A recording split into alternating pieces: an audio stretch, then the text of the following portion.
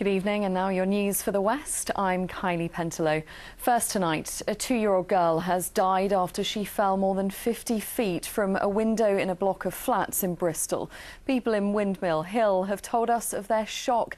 It's believed the girl may have fallen from the window after it was left open because of the hot weather. Here's our Bristol reporter, Richard Payne. This is the 4th floor window the little girl is believed to have fallen from shortly before 7 o'clock on Monday morning. With nothing to protect her, she landed on the ground some 50 feet below. Paramedics were quickly on the scene here, and it's thought the little girl was still alive when they arrived, but she later died of her head injuries at Bristol Children's Hospital. Police have investigated but are treating this as a tragic accident. The case has been referred to the Avon coroner for an inquest. A council-owned 14-storey block, the flats are occupied by large numbers of families with young children. Some spoke of their shock at what's happened. Because we live close quarters, everyone ends up talking to each other and knowing everyone, to be honest with you. But we don't quite know still what's the full story really at the moment. We've just heard rumours, yeah, we're all shocked, and we're just really sad. Questions are now being asked about the safety of the windows and how the little girl managed to climb out. Some of them work and some of them don't. Mine don't. There ain't no catch on mine. I could just open it and open it as wide as I like. Tonight, the City Council offered their condolences to the family and added the windows in this tower block were fitted in the mid-1990s and conform to industry standards, including fitted restrictors to prevent them opening fully. These can be removed manually to enable the window to open fully. As tributes grow tonight, the thoughts of all here are for the little girl and her family after a freak accident ended in tragedy.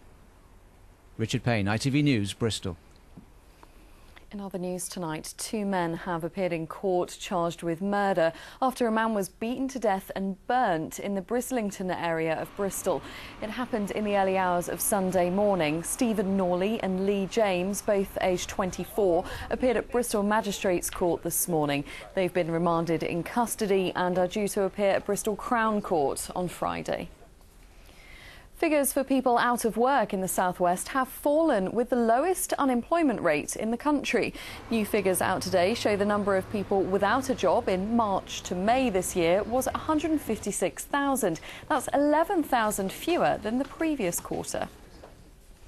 Parts of Somerset close to Hinkley Point could get more than £100 million of community benefits if a new nuclear power station goes ahead. The government has announced that local authorities next to new reactors would be allowed to keep a bigger share of business rates to spend on local projects. In Somerset's case, this could be £128 million spread over 40 years. A water company is blaming low pressure in some properties in Gloucestershire on gardeners using their sprinklers throughout the night. Severn Trent Water says there are no plans for a hosepipe ban, but it's urging people not to water their gardens overnight. Unfortunately, what we're seeing at the moment is people using sprinklers and hose pipes and leaving them on overnight, which is meaning that the system's not filling up as much as we would like, meaning that you might have less pressure in your shower in the morning. We're more than happy for people to use a sprinkler to water the garden with, but please just do it for an hour. A former mayor of Bradford-on-Avon in Wiltshire has been describing the freak accident that left him with a broken leg. It happened while Peter Leach was train spotting. He was watching a steam engine pass through the station when he was hit by a piece of coal. Robert Murphy reports. It wasn't this exact steam train, but it was one just like it that left Peter Leach like this. Today, he returned to the scene of the accident. I came down to the station to watch the steam train going through, and as it happened, 2 trains were going through that particular day, and as the first one came through, a piece of coal fell off the tender of the locomotive that was travelling at 65 miles an hour and broke my tibia clean in half. Have you ever heard of anything like that happening before? No, not even in the days of steam. And how did it feel? Very painful. In these days of extreme sports, train spotting is hardly seen as a dangerous pastime, especially in a genteel place like Bradford-on-Avon. But Mr Leach, who was mayor of the town until last year, has the evidence to prove what caused his freak accident. That's the bit of coal that the ambulancemen recovered and took to hospital, because they had to show the surgeons what was actually embedded in the leg. The British Transport Police has investigated what happened at Bradford-on-Avon station. Network Rail will investigate too. Mr. Leach has had to take 6 weeks off from his job as a printer, recovering reading books instead of working making books. But he says his injury, the constant agony of his leg and a few weeks on crutches won't put him off train spotting. Robert Murphy, ITV News, Bradford-on-Avon. Now, a grommet, which was vandalised, has now returned to its location on Bristol's College Green. Poetry in Motion was decorated by actress Joanna Lumley, but within hours of it going on display, its tail was ripped off. It's one of 80 sculptures on the Grommet Unleashed Arts Trail. Now, another lovely day. Let's have a look at the weather now with Alex.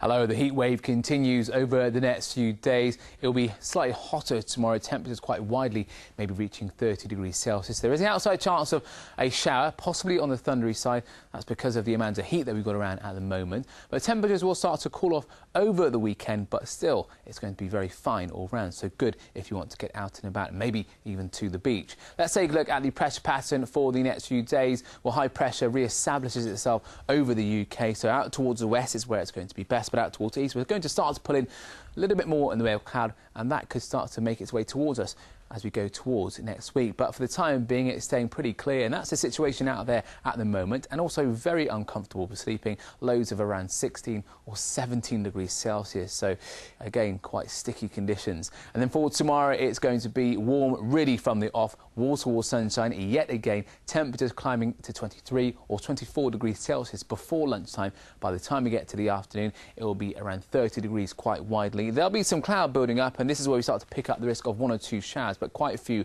and far between, and also just a light breeze, so if you can, stay in the shade where possible. Friday and Saturday, pretty fine days, 29, but slipping down to around 25, certainly by Sunday, with a touch more cloud around. Enjoy.